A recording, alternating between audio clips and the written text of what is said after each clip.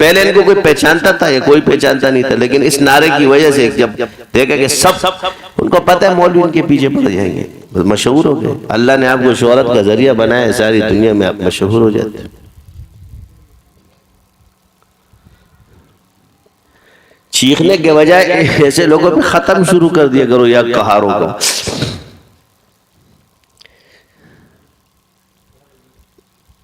علاج صحیح ہے، یا جبار یا قہار، ادھر ہم بھی ڈرتے ہو.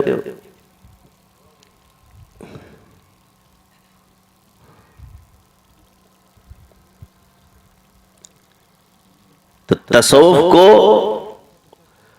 شرک سے پاک کرتا ہے انسان کو، وہ توحید کی طرف لاتا ہے، قرب عطا کرتا ہے. کثرت ذکر کرنے کا فائدہ یہی ہے کہ آپ دوسرے کی غیبتوں سے محفوظ رہو گے. لیکن ایک بات یاد رکھو، جس دن آپ کے اندر میں آ گئی تو یہ آپ کو تباہ کرے گا. تصوف آپ کو سکھاتا ہے کہ اپنے آپ کو اچھا مت سمجھو اور دوسرے کے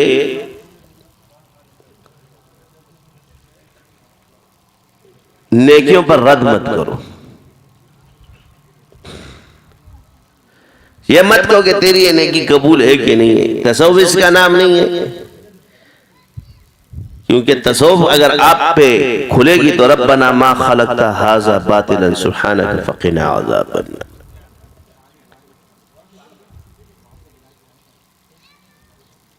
تو حلقے ذکر لگاتے تھے بزرگ حدیث سے، آج آپ نے چھوڑ دیے، ہم نے چھوڑ دیے، ہم بھی نہیں لگاتے. ہر چیز سنت کو چھوڑنے سے نقصان ہوتا ہے، صحابہ کے طریقے کو چھوڑنے سے نقصان ہوا ہے. اب جو طریقے آپ نے صرف نماز یا عبادت ہم کر رہے تو خوف اور امید کے درمیان ہی ایمان. اور کیا ہے جی؟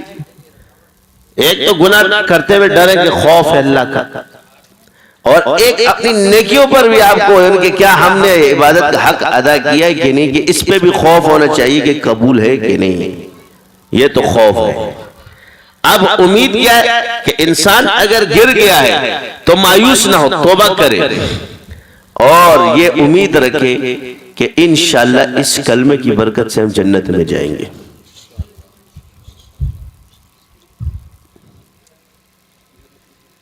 ہمارے عمل کی ہم سے پوچھ ہوگی، یہ خوف رہنا چاہیے، اور اس کلمے کی برکت سے ہم انشاءاللہ جنت میں جائیں گے، یہ امید ہونی چاہیے. اب میں تو جنت میں جاؤں گا اور دوسرا مسلمان جہنم میں جائے گا، یہ نقصان دہ باتیں ہیں.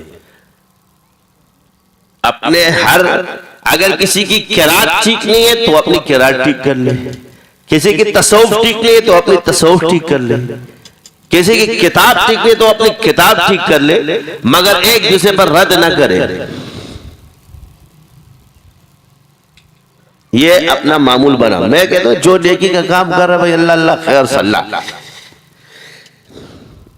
یہ تو جواب ہم تب دیتے ہیں کہ جب لوگ ایک ایسی بات کرتے ہیں کہ جو دین کے حدودوں کو کراس کرتی ہے، تو پھر ایسے لوگوں کو انجیکشن لگانا پڑتا ہے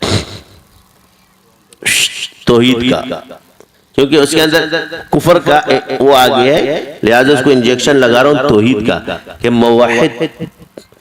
توحید اس کا نام نہیں ہے کہ انکار دین کرے، توحید اس کا نام ہے کہ دین کی ہر نعمت کو اعلیٰ سمجھے.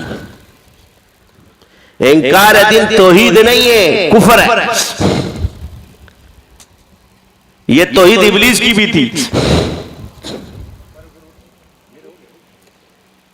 کہ انبیاء کا انکار، انبیاء کے طریقوں کا انکار، یہ توحید اس نے بھی لائی تھی. یہ توحید نہیں ہے، اللہ نے اس کو کافر کہا ہے.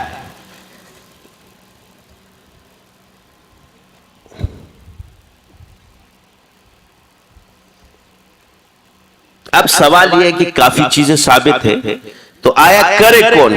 یہ بزرگوں نے منع کیوں کیا؟ اس کی حکمت سمجھو. مثال کے طور پہ اگر فتویٰ ثابت ہے تو مفتی کے لیے، عامی کے لیے نہیں. اس کا یہ مطلب نہیں کہ مفتی نہیں ہے. اس طرح فقاہت نفس ثابت ہے مگر جس کو اللہ دے، اس کا یہ مطلب نہیں کہ ہر کوئی ہے. یہ چیز خرابی پیدا کرتی ہے.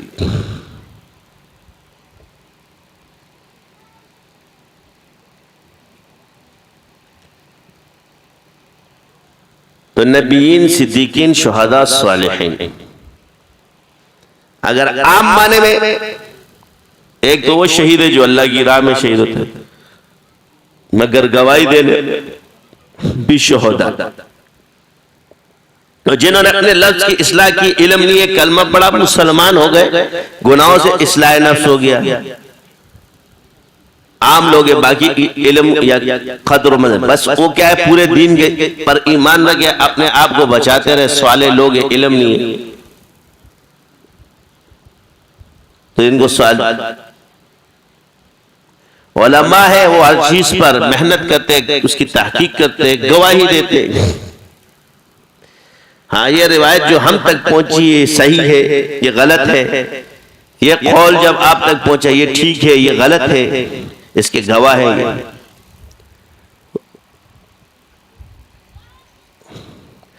پھر اوپر کا درجہ صدیقین کا ہے. صوفیہ اس میں آتے ہیں.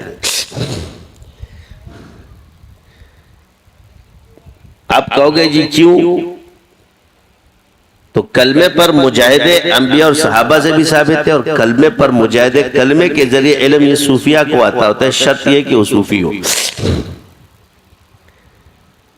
یہ صدیقین کا راستہ ہے، یہ ذرائع علم ہے، یہ نہیں کہ عمل اس میں نہیں، مگر علم کی وجہ سے آپ کا عمل وزنی ہو جاتا ہے.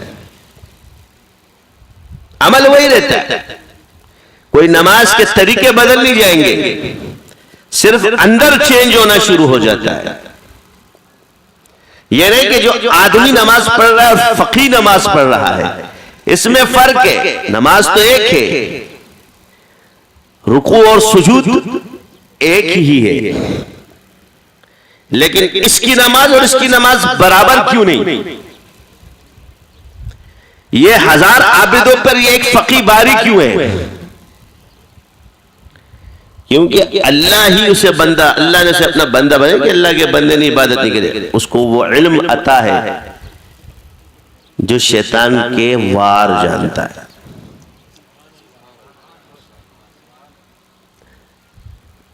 شیطان اس کو تو گھر بنا سکتا ہے مگر اس کو نہیں کر سکتا. یہ نہیں کہ شیطان اس پر حاوی نہیں ہو سکتا، کیونکہ اس کو پتا ہے کہ یہ مجھ سے لڑ سکتا ہے، یہ مجھ سے نہیں لڑ سکتا.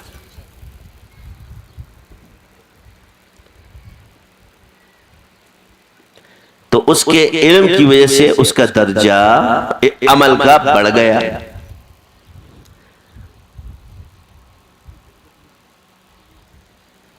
اب سارا آدمی جب اپنے آپ کو یوں سمجھ کے بیٹھ جائے کہ بس رات کو بیٹھے گا، صبح اٹھ جائے گا، بس میرے پاس بھی آ گیا، نہ اصول علم کا پتہ ہوگا، نہ آئیں بائیں شائیں کرتا رہے گا، اپنی باتیں کرتا رہے گا.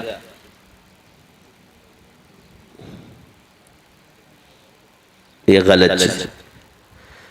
اس لیے اویسیت ثابت ہے مگر ہر کسی کے لیے نہیں ہے، فقاہت نفس ثابت ہے مگر ہر کسی کے لیے نہیں ہے.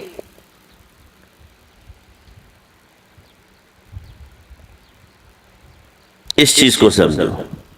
اب جب ایک سلسلہ بن جائے تو اس کی وجہ سے جو جو اس میں آتے ہیں تو وہ بھی سیراب ہونا شروع ہو جاتے ہیں، وہ سمجھتے ہیں کہ میری پراپرٹی اس کی پراپرٹی نہیں ہے، تو وہ جماعت سے الگ ہونا چاہتا ہے اور اسی سے وہ گمراہ ہو جاتا ہے.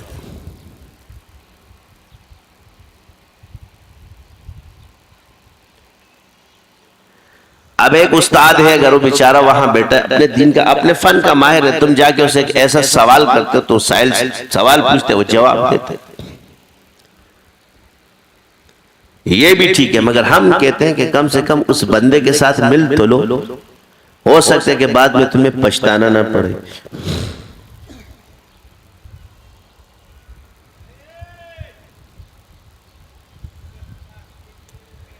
تو جو تمہارے پیچھے غیبتیں کر رہے ہیں تو تمہارے اعمال بڑھ رہے ہیں، فائدہ تیرا ہے، فری میں تیرا اکاؤنٹ کھلا ہوا، ادھر ٹرانسفر ہو رہا ہے. جو وہ نیک عمل کرے گا تو غیبت